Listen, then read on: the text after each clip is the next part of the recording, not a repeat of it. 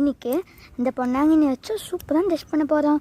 எங்கள் தாத்தாவோட தோட்டத்தில் இது ரொம்ப நிறையா முளைச்சதுனால ரொம்ப போகிறதா இருந்ததுனால நாங்கள் இன்றைக்கி இதை வச்சு 2 டிஷ் பண்ண போகிறோம். ஒன்று பொன்னாங்கண்ணி பொரியல், இன்னொன்று பொன்னாங்கண்ணி தொக்கு. சொன்ன மாதிரியே பொன்னாங்கண்ணி தொக்கு பண்ணிடலாம். அதுக்கு நீங்கள் பொன்னாங்கண்ணி கீரையை மண்ணுக்கும் நல்லா கழுவி வச்சுட்டு அது நம்ம பெனிஃபிட்ஸ் நம்மளுக்கு கண்ணுக்கும் முடிக்கும் ரொம்பவே நல்லது. நீங்கள் சாப்பிட்டு ட்ரை பண்ணி பார்த்து எப்படி இருக்குன்னு சொல்லுங்கள். நெக்ஸ்ட்டு இரும்பு கடாயில் கடுகு வெந்தயத்தை நல்லா போட்டு வறுத்துக்கோங்க. நல்லா கோல்டன் ப்ரௌனுக்கு வந்ததுக்கப்புறம் ஒரு பிளேட்டில் தண்ணி வறுத்து வச்சுக்கலாம்.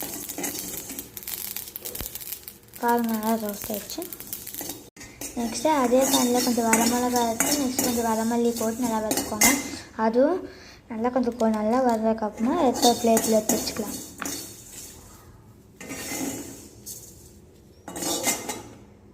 நெக்ஸ்ட்டு அதே கடாயில் கொஞ்சம் கட்டி பெருங்காயம், நெக்ஸ்ட்டு ஒரு 10 பல் பூண்டு போட்டு நல்லா வறுத்து ஆற வச்சு மிக்சியில் போட்டு நம்ம அரைச்சி வச்சுக்கலாம்.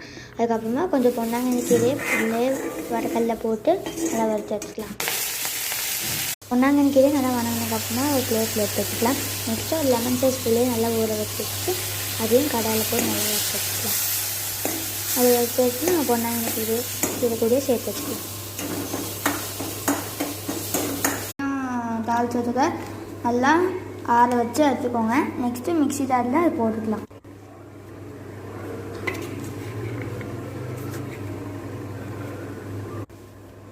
நெக்ஸ்ட்டு தேவையான மிளகாத்தூள் ஆட் பண்ணிக்கலாம். நெக்ஸ்ட்டு பேனில் கொஞ்சம் நல்லெண்ணெய் ஊற்றி கடுகு நல்லா வெடிச்சதுக்கப்புறமா கொஞ்சம் கருவேப்பிலை ஆட் பண்ணி நல்லா வணங்கினதுக்கப்புறம் நம்ம அரைச்சி வச்ச பொன்னாங்கண்ணி கீரையில் ஆட் பண்ணிக்கலாம். அதனால மிக்ஸ் பண்ணி விட்டுக்கோங்க. அரைச்சி வச்சு இந்த வரமிளகா பொடியை நம்ம இந்த சைடில் ஆட் பண்ணிக்கலாம். ஆட் பண்ணிவிட்டு பொன்னாங்கண்ணி கீரை கூட நல்லா மிக்ஸ் பண்ணிக்கலாம்.